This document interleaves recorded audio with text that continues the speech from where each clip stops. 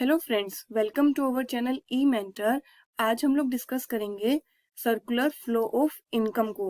ठीक है, इस टॉपिक से क्वेश्चन आएगा एग्जाम में। इसके बहुत रेयर चांसेस है, बट स्टिल इसको करना इसलिए इम्पोर्टेंट है क्योंकि हमको इसके बाद जो टॉपिक डिस्कस करना है वो है नेशनल इनकम का। ठीक है, तो उस टॉपिक को समझने के लिए इसको डिस्कस करना इम्पोर्टेंट है। फाइन, काफी इजी हो, बहुत छोटा सा टॉपिक है। ठीक है, सो लेट्स स्टार्ट। हम हमारी इकोनॉमी के अंदर 4 सेक्टर्स होते हैं। There are 4 sectors. First one household sector, then firms, ठीक है, प्रोड्यूसर सेक्टर जिसको हम कहेंगे।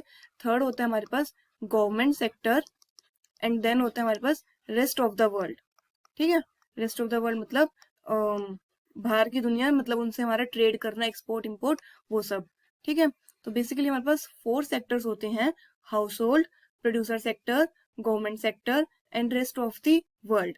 ठीक है, लेकिन अभी हम लोग जो स्टडी करेंगे वो सिर्फ किसके बीच में करेंगे? 2 सेक्टर्स के बीच में, हाउस होल्ड और फर्म्स के बीच में। हम लोग इनके बीच में सर्कुलर फ्लो ऑफ इनकम को स्टडी करेंगे। ठीक है, तो जो हाउस होल्ड होते हैं, सर्कुलर फ्लो ऑफ इनकम का क्या मतलब है? जो हाउस होल्ड होते हैं वो फर्म्स को क्या प्रोवाइड करते हैं? वो फर्म्स को प्रोवाइड करते हैं फैक्टर्स ऑफ प्रोडक्शन। देखो, ये फर्म्स हैं, इनको प्रोडक्शन करनी है। ये जो फर्म्स हैं इनको क्या करनी है? प्रोडक्शन करनी है ना। तो प्रोडक्शन करने के लिए इनको रिसोर्सेज चाहिए होंगे। ठीक है, तो वो जो रिसोर्सेज है वो इनको कौन प्रोवाइड करता है? वो इनको प्रोवाइड करता है हाउस होल्ड। ठीक है, क्योंकि हम लोग जैसे फॉर एग्जाम्पल राम है। ठीक है, राम के पास क्या है? उसकी अपनी एक लैंड है फैक्ट्री लगाने के लिए। वो राम ने फैक्ट्री अपनी लगाई, तो उसने क्या किया? बिजनेस लगाया उस लैंड के ऊपर। तो हम हमेशा मान के चलते हैं राम अलग है और उसका बिजनेस अलग है। राम ने अपने घर से वो फैक्ट्री प्रोवाइड करी, अपने बिजनेस को, फर्म को प्रोवाइड करी, वो फैक्ट्री लैंड प्रोवाइड करी। उसके बदले राम उससे क्या एक्सपेक्ट करेगा? रेंट एक्सपेक्ट करेगा। ठीक है, तो हमने पहले भी हम लोग डिस्कस कर चुके हैं 4 फैक्टर्स ऑफ प्रोडक्शन क्या होते हैं हमारे पास: land, labour, capital and entrepreneur. ठीक है, तो these are 4 factors of production जो कि कौन प्रोवाइड करता है? हाउस होल्ड प्रोवाइड करता है किसको? फर्म्स को। ठीक है, लैंड देगा अपनी, लेबर देगा, हाउस होल्ड प्रोवाइड करेगा ना लेबर। कैपिटल मतलब अगर हाउस होल्ड ने अपनी सेविंग्स भी की है बैंक के अंदर, तो बैंक फाइनली फर्म्स को ही लोन देती है ना। तो इनकी कहीं ना कहीं डायरेक्टली कह लो, इनडायरेक्टली कह लो, हाउस होल्ड से ही कैपिटल जाती है फर्म्स को। देन एंटरप्रेन्योर मतलब राम खुद। तो राम खुद, और क्योंकि राम अलग है ना बिजनेस से, तो राम ने अपनी स्किल्स दी है बिजनेस को, तो एंटरप्रेन्योर। ठीक है, तो हाउस होल्ड ने क्या प्रोवाइड किया? Factor services, factor of production provide किए फर्म्स को। ठीक है, तो बदले में जो फर्म्स हैं वो क्या प्रोवाइड करेंगी हाउस होल्ड को? बदले में प्रोडक्शन करने के बाद प्रोडक्शन जो कॉस्ट होगी एक तरह से प्रोवाइड करनी पड़ेगी ना। ऐसे तो हाउस होल्ड देगी नहीं फर्म्स को। तो बदले में लैंड के बदले रेंट, फर्म्स क्या पे करेंगी हाउस होल्ड को? रेंट पे करेंगी। लेबर के बदले वेजेस, कैपिटल के बदले इंटरेस्ट, और एंटरप्रेन्योर के बदले प्रॉफिट या फिर सैलरी। ठीक है, कुछ भी। तो अगर हाउस होल्ड इनको फैक्टर सर्विसेज प्रोवाइड करती हैं, अपनी फैक्टर ऑफ प्रोडक्शन प्रोवाइड करती हैं, तो इन रिटर्न जो फर्म्स हैं, जो प्रोड्यूसर्स हैं, वो क्या प्रोवाइड करते हैं? Factor payments. इनको हम क्या कहते हैं? These are factor payments. Factor payments देते हैं किसको? हाउस होल्ड्स को। ठीक है, तो this is flow of money. Money जा रही है ना, कहाँ से जा रही है? फर्म से हाउस होल्ड की तरफ जा रही है। ठीक है, अब क्या हो गया? हाउस होल्ड के पास पैसा आ गया, इनकी एक तरह से जो इनकम है, ये इनकम ही है ना, जो इनके पास रेंट आए, वेजेस आया, तो इनकी एक तरह से इनकम आ गई इनके पास।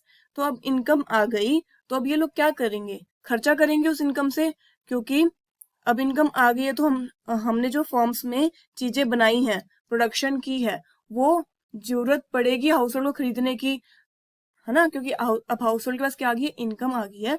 तो उसको अब कंजम्पशन करनी है उन रिसोर्सेज की, उन प्रोडक्शन की जो कि फर्म्स ने बनाई है, वो गुड्स जो कि फर्म्स ने बनाई हैं, अब वो हाउस होल्ड खरीदना चाहेगा, उसके पास इनकम आ गई है।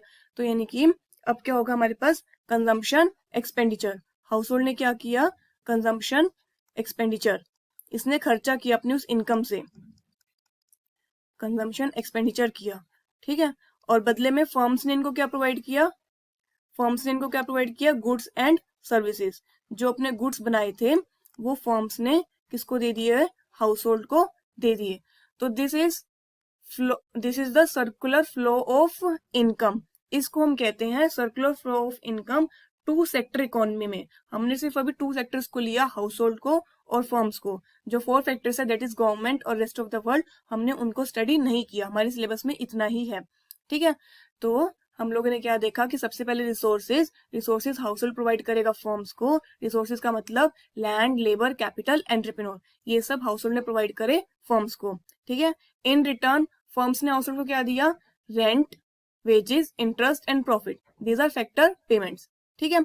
अब हाउस होल्ड के पास इनकम आ गई, एक तरह से इनकम है, उसने अर्न की हाउस होल्ड ने। अब उस इनकम से वो क्या करेगा, हाउस होल्ड अपना खर्चा करेगा, ठीक है। उसको अपनी जो डेली नीड्स के गुड्स हैं वो चाहिए होंगे फर्म से, तो फर्म गुड्स एंड सर्विसेज दे देगा और हाउस होल्ड बदले में कंजम्पशन एक्सपेंडिचर करेगा, उसको पैसे दे देगा, ठीक है। तो इस सब में हमारे पास मनी कहाँ का फ्लो किया, इस वाले एरिया में ये वाला क्या था हमारे पास, ये मनी फ्लो था, क्योंकि हमने जो रेंट वेजेस दिया ये मनी की टर्म्स में दिया, तो ये मनी फ्लो था। और जो कंजम्पशन एक्सपेंडिचर था ये मनी फ्लो था हमारे पास, ये मनी फ्लो था ना, क्योंकि हमने ये खर्चा किया, हाउस होल्ड ने ये खर्चा किया, उसके बदले गुड्स एंड सर्विसेज खरीदे, ठीक है। तो जहाँ पे मनी फ्लो होगा उसको हम मनी फ्लो कहेंगे, और जहाँ पे गुड्स एंड सर्विसेज का फ्लो होगा उसको हम क्या कहेंगे, रियल फ्लो। ये रियल फ्लो है, क्योंकि यहाँ पे गुड्स एंड सर्विसेज ट्रांसफर हुए हैं। जो ये है लैंड, लेबर, ये भी गुड्स एंड सर्विसेज है, तो ये क्या होगी हमारे पास, ये भी रियल फ्लो होगी, ठीक है। तो आई होप मनी फ्लो और रियल फ्लो अब आपको समझ में आ गया होगा, फाइन। तो इस वीडियो को पोस्ट करके आप इसका स्क्रीनशॉट ले सकते हैं। This is circular flow of income का एक पूरा डायग्राम हो गया हमारे पास, ठीक है। अब एक इम्पॉर्टेंट पॉइंट यहाँ पे क्या है नोट डाउन करने का, important point two note is कि हाउस होल्ड ने एक सेकेंड, हाँ, जो फर्म्स हैं, फर्म्स ने क्या किया, प्रोडक्शन की, फर्म्स ने प्रोडक्शन की, तो जितनी उसने प्रोडक्शन की वही मतलब प्रोडक्शन को करने में जिसका जितना उसका खर्चा आया, वो एक तरह से खर्चा सारी हाउस होल्ड की क्या बन गई, इनकम बन गई। तो हम लोग कह सकते हैं कि जो प्रोडक्शन है, production is equal to income, क्योंकि जितना फर्म्स ने प्रोडक्शन किया, उस प्रोडक्शन को करने में जितना खर्चा आया, वो सारा खर्चा एक तरह से हाउस होल्ड की इनकम बन गई, ठीक है। तो हम लोग यहाँ से ये एक कंक्लूजन निकाल सकते हैं कि जो प्रोडक्शन हुआ वो इनकम के इक्वल हुआ, ठीक है। और हम लोग क्या कह सकते हैं कि अब हाउस होल्ड की इनकम आ गई, इतनी ये हाउस होल्ड की इनकम हो गई। अब इस इनकम को हाउस होल्ड ने क्या कर दिया, सारा खर्चा कर दिया, इसका सेविंग्स नहीं की, अभी हम मान के चल रहे हैं, उसने सारा क्या कर दिया, खर्चा कर दिया, एक्सपेंडिचर कर दिया। तो जब हाउस होल्ड ने ये सारा एक्सपेंडिचर किया, तो अब ये फर्म्स की क्या बन गई, इनकम, हाउस होल्ड का खर्चा, फर्म्स की इनकम। तो हम लोग कह सकते हैं कि फिर इनकम किसके इक्वल होगी हमारे पास, एक्सपेंडिचर के, ठीक है। तो production equals to income equals to expenditure, ठीक है। अभी आप लोग ये सोचोगे कि इसमें हमने कितने अजम्पशंस ली हैं, इनकम एक्सपेंडिचर इक्वल कैसे हो गई, सेविंग्स भी होती है, ये है वो है। तो सेविंग्स भी होंगी तो बैंक में होगी, बैंक में जाके अल्टीमेटली वो फर्म्स के पास ही जाएगी। मतलब कितने भी लीकेज हो जाए, कितने भी मतलब पैसा यहाँ से बाहर चला जाए, कुछ हो जाए, लेकिन ये चीज जो आइडेंटिटी है ये ट्रू रहेगी फिर भी, कि जो प्रोडक्शन है वो इनकम के इक्वल और इनकम जो है हमारे पास एक्सपेंडिचर के इक्वल। क्योंकि इकोनॉमी में जितनी प्रोडक्शन होगी, कोई ना कोई प्रोडक्शन कर रहा है तो उसको खर्चा आ रहा है, वो खर्चा किसी ना किसी की इनकम बन रही है, ठीक है। जब हमारे पास इनकम आ जाती है तो हम उसी से फिर और खर्चा करते हैं, ठीक है। तो मतलब कहीं ना कहीं हमारी इनकम किसी का एक्सपेंडिचर हो जाता है वो चीज। तो ये चीज ट्रू रहती है हमारे pass through out the economy, क्योंकि अब हम लोग मैक्रो इकोनॉमिक्स पढ़ रहे हैं, उसमें हम लोग इकोनॉमी को एज अ होल देखते हैं, ठीक है। तो ये चीज ट्रू होगी क्या, कि production equals to income, income is equals to expenditure, fine. I hope कि समझ में आ गया होगा, ठीक है, ठीक है। तो हम लोगों ने अभी देखा क्या, कि प्रोडक्शन हमारे पास इनकम के इक्वल होगा और इनकम हमारे पास एक्सपेंडिचर के इक्वल होगा, कि जितना हम लोग इकोनॉमी के अंदर प्रोडक्शन करेंगे वो किसी ना किसी की इनकम बनेगी, फैक्टर पेमेंट के रूप में, है ना। जैसे वो हमने दिए थे ना, रेंट, वेजेस ऐसे करके। तो फैक्टर पेमेंट के रूप में वो किसी ना किसी की इनकम बनेगी, फिर उसी इनकम से हम लोग क्या करेंगे, अपना खर्चा करेंगे, फिर वो फॉर्म्स की क्या बन जाएगी, इनकम बन जाएगी। फाइन। तो इसी चीज को ध्यान में रखते हुए हम जो अपनी नेशनल इनकम कैलकुलेट करते हैं वो 3 मेथड से निकालते हैं। नेशनल इनकम का क्या मतलब हो गया कि एक इकोनॉमी के अंदर एक साल के अंदर बनने वाले सारे गुड्स, या फिर एक साल के अंदर अर्न करने वाली सारी इनकम जो उसके सिटीजन्स ने अर्न की होगी, ठीक है, या फिर एक साल के अंदर उसके सिटीजन्स ने कितना खर्चा किया होगा, ठीक है। तो उसको हम क्या कहेंगे, नेशनल इनकम, कि एक इकोनॉमी की नेशनल इनकम एक साल के अंदर कितनी है, कि उसके अंदर कितनी टोटल प्रोडक्शन हुई है। फाइन। तो उसी को हम क्या कहते हैं, 3 methods of calculating national income. क्या हो जाएगा हमारे पास, प्रोडक्ट मेथड, कि हम लोग क्या करें, जितनी भी एक इकोनॉमी के अंदर प्रोडक्शन हुई है, एक इकोनॉमी के अंदर एक साल के अंदर जितनी भी प्रोडक्शन हुई है उस सबको काउंट कर ले, ऐड कर ले, तो हम लोग कहेंगे ये हमारी नेशनल इनकम है, मतलब इससे हम निकाल सकते हैं नेशनल इनकम कहीं ना कहीं। तो प्रोडक्ट मेथड और वैल्यू एडिड मेथड। फाइन, इसको दूसरा नेम हो गया वैल्यू एडिड मेथड। दूसरा मेथड क्या हो गया, इनकम मेथड, कि एक साल के अंदर एक इकोनॉमी के अंदर कितनी इनकम लोगों की रही है, तो हम लोग उससे क्या निकाल सकते हैं, नेशनल इनकम निकाल सकते हैं।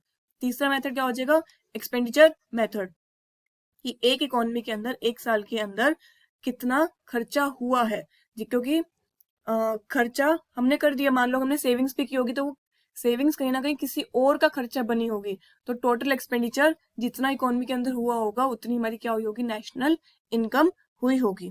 फाइन। इसको डिटेल में स्टडी करने का अब मुझे कोई फायदा लग नहीं रहा है, क्योंकि मुझे बहुत कम चांसेस है कि इसके डिटेल में स्टडी करेंगे उससे क्वेश्चन आएंगे। बस एग्जामिनर इतना ही क्वेश्चन पूछता है कि एमसीक्यू दे देगा, which of the following is not the method of calculating national income. इसमें से एक अलग मेथड आ जाएगा, लाइक कंजम्पशन एक्सपेंडिचर कुछ भी करके। तो 3 ये मेथड होते हैं, इसके अलावा जो भी ऑप्शन होगा वो हमारा रॉन्ग होगा, मतलब कि, ठीक है। तो नेशनल इनकम को कैलकुलेट करने के 3 मेथड होते हैं, इसको याद रखना है बस आपने, कि हम लोग प्रोडक्शन से निकाल सकते हैं कि टोटल प्रोडक्शन कितनी हुई है एक इकोनॉमी में, टोटल इनकम कितनी हुई है एक इकोनॉमी के अंदर, या फिर टोटल एक्सपेंडिचर कितना हुआ इकोनॉमी के अंदर। तो these are the 3 methods. Fine, I hope कि समझ में आ गया होगा। फिर भी कोई डाउट हो तो आप कमेंट सेक्शन में लिख सकते हैं। तो इस वीडियो में इतना ही, हम लोग अपना अच्छे से नेशनल इनकम को नेक्स्ट वीडियो के अंदर स्टडी करेंगे। Fine, thank you so much.